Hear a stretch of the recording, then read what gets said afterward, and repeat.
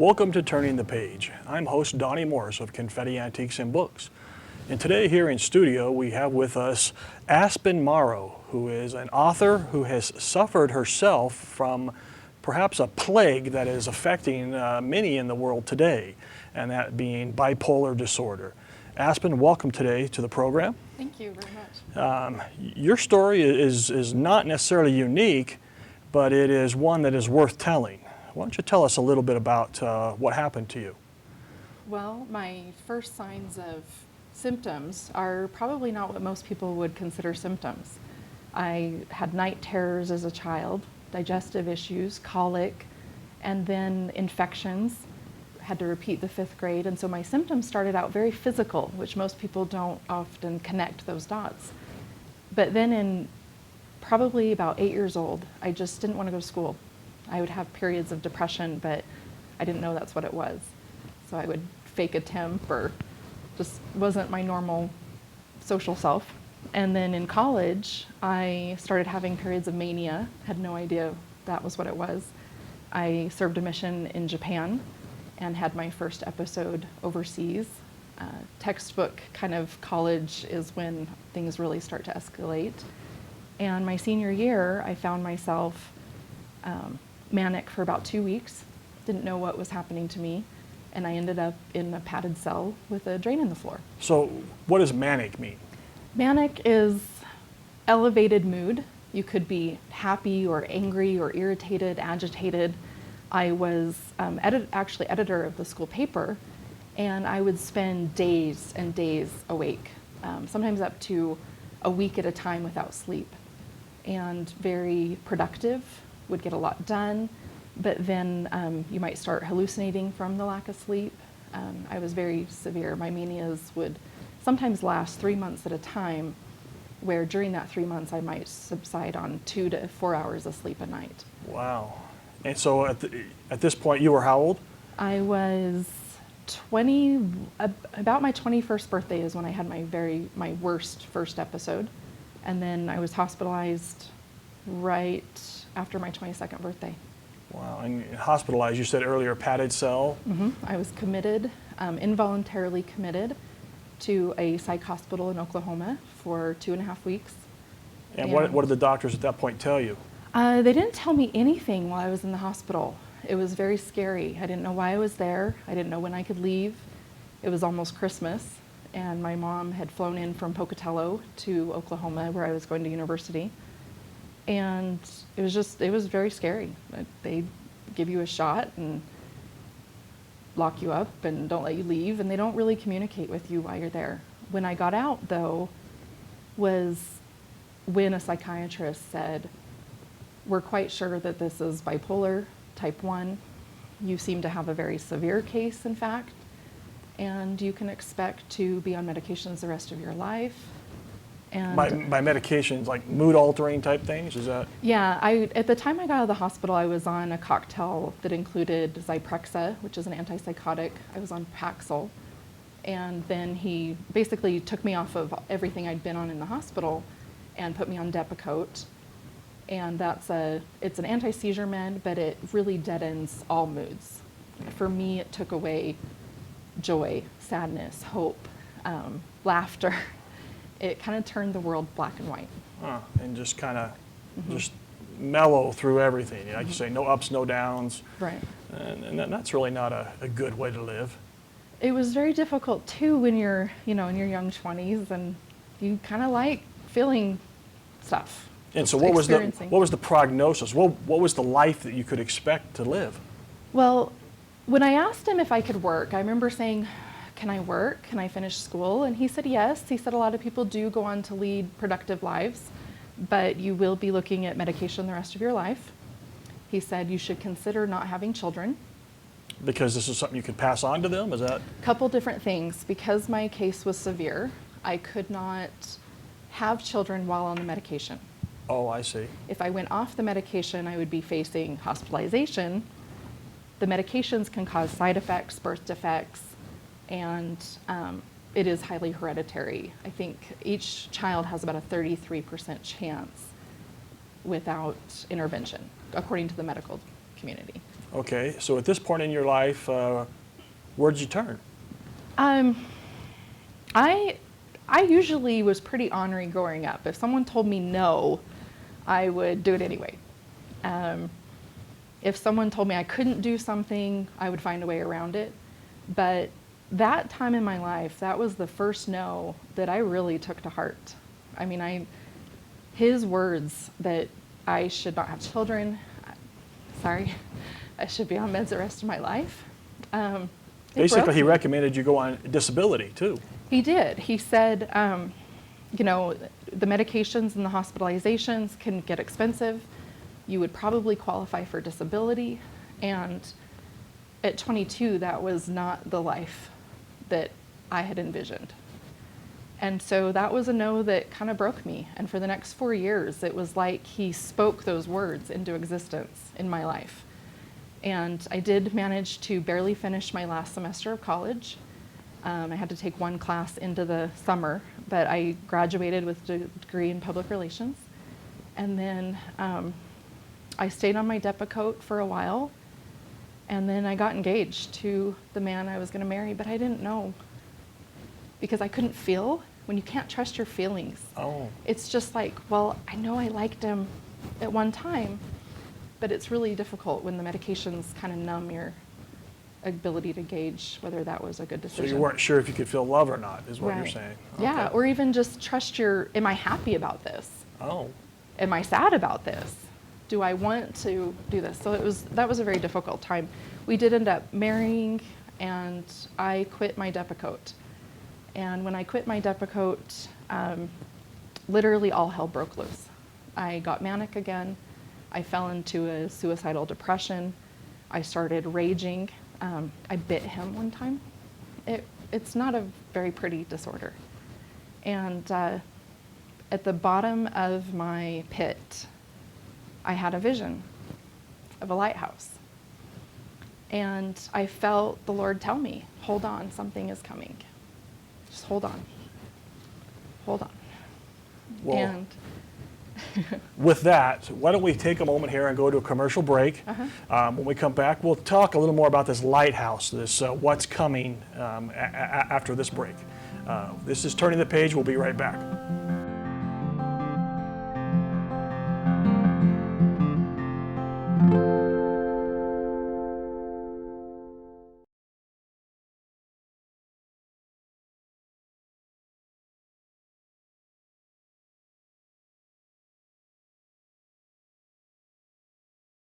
Welcome back to Turning the Page.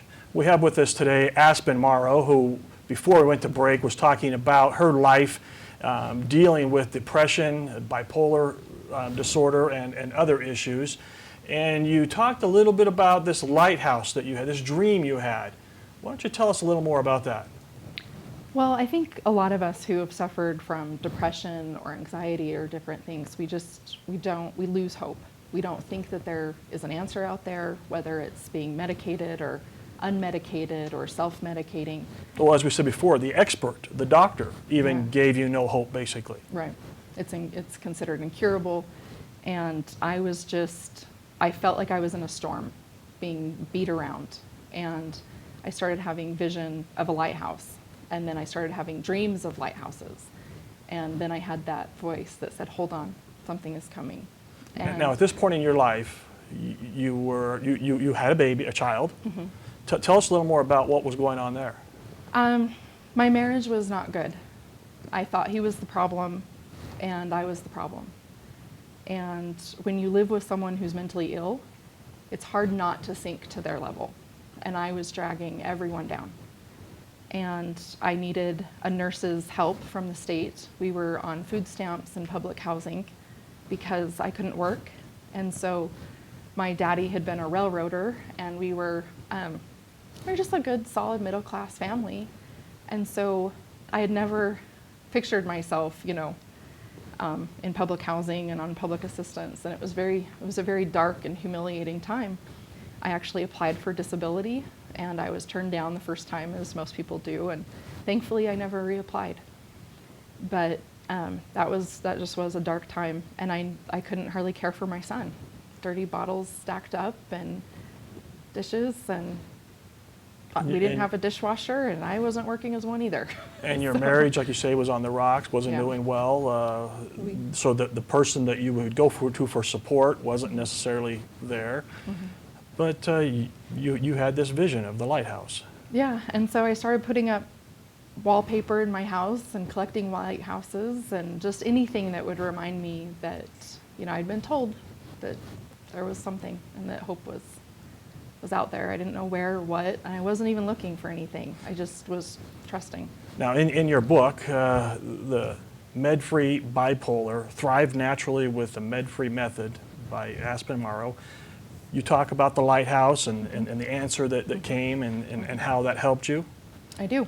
Okay. It's not a memoir. I get tired of reading sob stories. I didn't want to stay in that story, and I don't think people need a memoir. A lot of times it's a how-to book, step by step, how I fixed it, what I did, 10 years of research, and how they can fix it too. We have tens of thousands of success stories now. So you're saying basically, again, med-free bipolar, you have, through holistic methods, been able to cure or at least take care. I don't use the cure word. Yeah. Because I liken it to scurvy. We found something that's a natural remedy that's so effective that it's like vitamin C for scurvy. However, if you take away the vitamin C, the scurvy comes back. Okay. So for me, I kind of consider my bipolar in remission. My life has been restored, my hope, my health, my family, and it's duplicable. For a long time, I was terrified to talk. I didn't want anyone to know my past story, what I had been through, and so for 10 years, I didn't speak out. I have been med-free now for 12 years, restored for 12 years, and I was able to go on and work and become a businesswoman of the year, and just, I don't know, that kind of life was just not something I thought I could ever live. So while you're on medications, these kinds of things just weren't going to be in your life. And instead, you found a holistic method of treating your bipolar disorder and the other issues that literally, like you say, saved your marriage, saved your family, saved you, and has created a whole new outlook in your life. Well, tell us a little bit more about this holistic method. What's so special about it? Well, in 2004, my grandmother read an article. It was actually my great aunt in Kentucky read a newspaper article about a basketball player who had found a vitamin out of Canada. And so my great aunt gave it to my grandmother, who called me and said, there's an experimental multivitamin for the brain, and if you will take it, I will pay for it. And that was the key right there.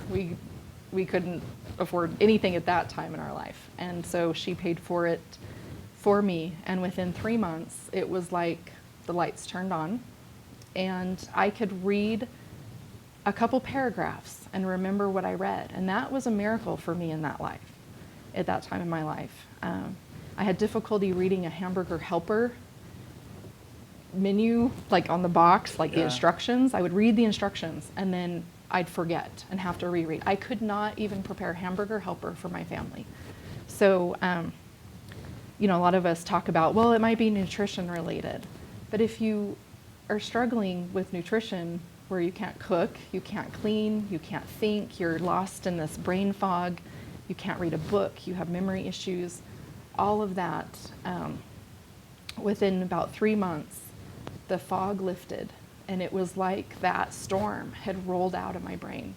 And I could smile. Sorry. I remember a day with my son at the park, and I was pushing him, and it was one of the first times I really felt like I loved him, because the disorder just steals everything. Sorry. I didn't think I'd cry. But it was a tremendous blessing in our life, but it wasn't everything. It was like the foundation, and I spent the next 10 years, that's when my quest started. My quest to eliminate every symptom, including the sensory processing disorder symptoms, including the anxiety, including the insomnia. Insomnia was for me the last piece of the puzzle. It took me about 8 more years to be able to really fully sleep. And I have a whole chapter on how to turn your brain off. Aspen, tell us a little bit about the cover of the book and what's significant about that. Well, the part of it came to me in another vision years later. But I think a lot of us feel that juxtaposition between happy and sad, dark, light. For me, I felt like there was the woman I knew I was, happy, bright, articulate, a go-giver. And then there were things that I did that were just so awful, like raging and biting my husband. That was not me. That was like this dark thing warring against the person I knew I really was, the person that God had created me to be. And then there's other things going on. There's actually the outline of a brain here. Oh. And so one of the things that we found is that the gut-brain connection, so this is a symbol for the central nervous system and the roots of our health. If our gut health and the roots of our health are healthy, then the branches of the tree will be healthy. And in here it says, the doctor of the future will give no medicine, but will interest his patients in the care of the human frame, in diet, and in the cause and prevention of disease. And I really believe that when we focus on what causes it and how to prevent it, there's even other sections on how we can prevent this in future generations. So it's not just a nutritional way of eating, but you also recommend some supplements. Is that correct? I do. I think this first book is mostly about a 4-step process on how to really get your health back. Because when you're mentally ill, diet, nutrition, complicated diets are almost impossible. So starting with supplementation, there's Aspen, we're going to go to commercial. Okay. When we come back, we'll talk more about this 4-step process that you're talking about Okay. for, emotional health. Is that correct? Absolutely. All right. Every brain. This is Turning the Page. We'll be right back.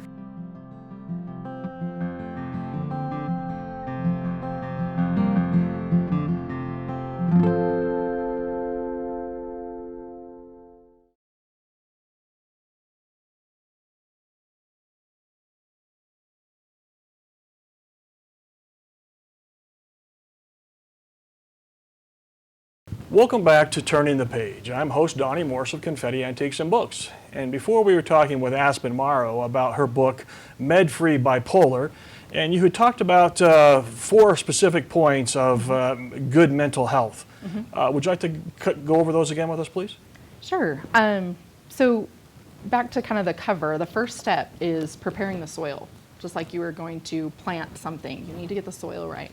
That is back to gut health.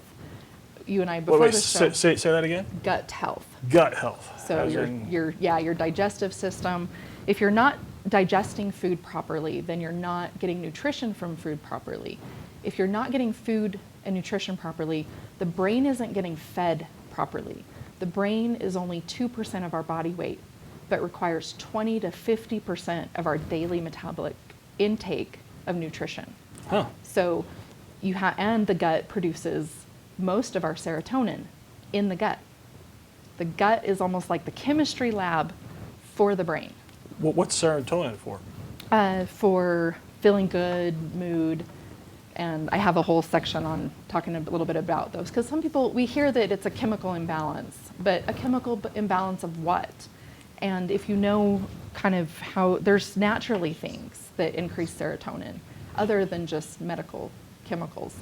GABA, for example, is a neurotransmitter in our brain, but GABA is the off switch. And so you can turn your brain off through like an Ambien, or you can turn your brain off through taking a GABA supplement. So there's more than one way to skin a cat. So step one is prepare the soil. Step two is take probiotics,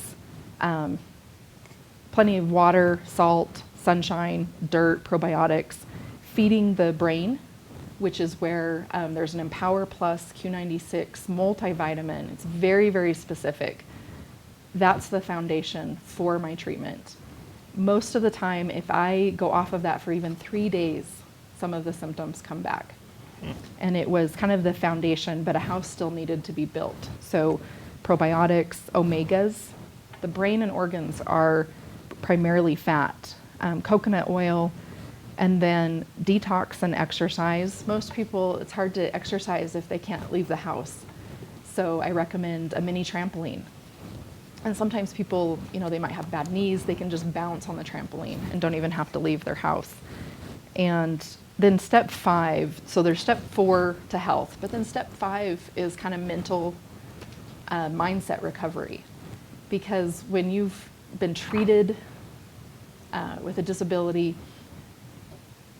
it's like trauma. It's like coming through a bipolar PTS war. And so it's kind of about retraining your brain. So basically recognizing that you're okay. Yeah, because sometimes the brain can be healed, but there's still scars. There's scars. I was a cutter. So there's literally scars all over my arm from the cutting. And so when people would ask me about that, it would take me back to that time when I was sick. And so sometimes there's trauma. Mentally ill people are more than likely to be the victim of a crime than to perpetuate a crime. And so because of my illness, I experienced rape and some other serious issues that, they required step 5, mental mindset recovery. But the Empower Plus vitamins were so specific. There's 26 medical research studies on them, 15 universities, and any prescription drug that had garnered that much attention and that much efficacy would be a household name. And so that's frustrating that there is this natural remedy out there that I know it's not a cure, but it is an effective natural treatment. And if Prozac or any other drug had gotten that much research behind it that showed over 52% improvement in most areas, it would be a household name. Well, and what I like about it more than anything is it seems like there's no side effects, whereas all the medications you were on, full of side effects. Right. And it's not just for bipolar. Really? Yeah, we all want, like, doctors are used to, and we as patients are used to diagnosis. You have the DSM-5, you pin it to a diagnosis, you pin it to a medication and a treatment plan. But in my world where we get to play, diagnosis doesn't matter. We're dealing with people, we're dealing with human body, which is a machine that functions, everyone's different, but everyone's similar. And the brain. So whether it's bipolar, whether it's ADD, ADHD, schizophrenia, mild cognitive impairment, Alzheimer's, MS, Parkinson's, they're all related to brain cell and neuron function in the brain, and they are all benefiting from this med-free method. So your book is going to be available at Confetti Antiques here in town. Great. Thank you. Where else can people get your book? They can get it, I always tell them to check your local bookstore because the local bookstores are imperative to us authors. Well, I appreciate that. Yes, buy it there first, and you can get it through a website called Q Life Tools, and also from Amazon.com. Okay. Finish up. Tell us a little bit about what other projects you're working on. Well, this book has a section in it for the broke, busy, or lazy. And then it has additional treatment.